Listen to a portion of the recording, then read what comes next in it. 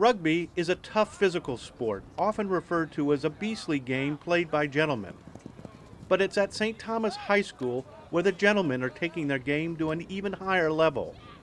For the past few seasons, the Eagles suit up in their most important game wearing pink. It's all for a good cause. St. Thomas is supporting the Pink Ribbons Project, and by wearing pink, they are raising the awareness of breast cancer. Almost everybody has somebody that's had breast cancer or some form of cancer. My mom was a survivor when she was living. My cousin's a survivor. There's another member of the family, a niece that is a survivor. So it's touching to me, and so I'm really proud to be a part of it. The statistics are daunting. 1 out of 8 women will develop breast cancer during their lifetime. This means almost all the young men on the field either know of someone who has battled breast cancer, is battling breast cancer, or will face the issue with a loved one in the course of their life. Every 3 minutes, a new case of breast cancer is diagnosed, but there is good news. When the cancer is detected early, the survival rate is 98%. But on this day, the students are learning another fact. Breast cancer is not solely something women develop. Michael Dale is a breast cancer survivor. He got the chance to speak to the St. Thomas team and thank them for what they are doing.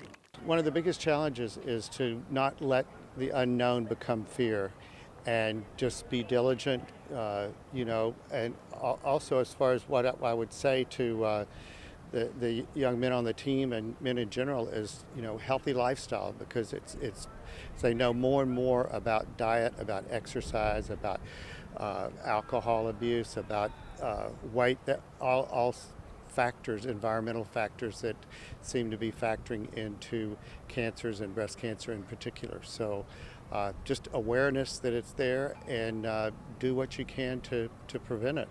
For the players, Michael Dale's story is an eye-opener. 1 to 2% of all breast cancer patients are male, and 400 men will die from the disease each year. It's not something you think about. When you think about guys having cancer, it's like skin cancer, testicular cancer, something like that. But breast cancer isn't really on the radar, and just to know that it's out there, it's just an eye-opener that there's so many things that you don't know out in the world. It's pretty shocking to me. I'd heard before that men could get breast cancer, and I'd never actually met anybody who had breast cancer before that, any men before that had breast cancer. And it just touches me even more. It makes me realize, I could be affected by this. I could be helping myself. I could be helping my brother, my family, my friends, even more. Well, it came as a pretty big shock. Although breast cancer had been in my family, both my grandmothers had breast cancer, and numerous friends, but I never imagined that I was at risk to develop it. So I was rather surprised.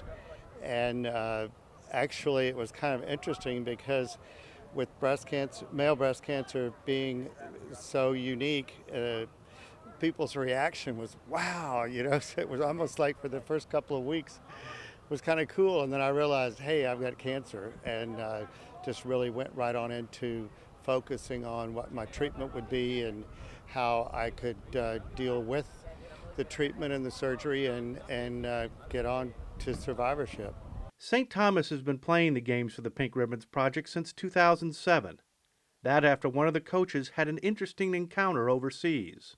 It was very personal for me because my grandmother passed away as a result of the illness, and very short story. We were in England, and one of my friends, Eamon Hogan over there, was telling a story about how he was laughing about one of the teams wearing pink jerseys while they were over there. And of course, a woman in the stands told him it was for breast cancer. And I figured if it works for professional rugby, it can work for high school rugby. And timing just so happened that my grandmother had just passed away, so it was kind of a confluence of events that worked out just perfect for us there. Pink Ribbons is really important to my family. It's important to my dad, both my grandmother, my great-grandmother.